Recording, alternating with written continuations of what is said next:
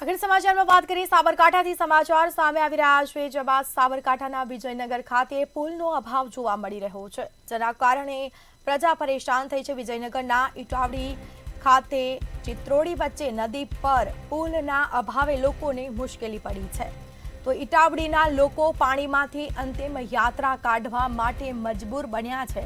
જે મોટી મોટી વિકાસની વાતો કરવામાં આવે છે પરંતુ છેવાડાના જે ગામડાઓ છે હજી પણ વિકાસથી ક્યાંક વંચિત જોવા મળી રહ્યા છે। ચિત્રોડીમાં સ્મશાનમાં લઈ જવા કોઝવે ન હોવાથી મુશ્કેલી પડી છે જેના દ્રશ્યો અમે આપને બતાવી રહ્યા છે।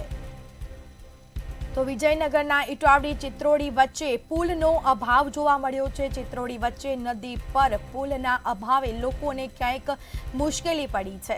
ઇટાવડીના લોકો પાણીમાંથી અંતિમ યાત્રા કાઢવા માટે મજબૂર બન્યા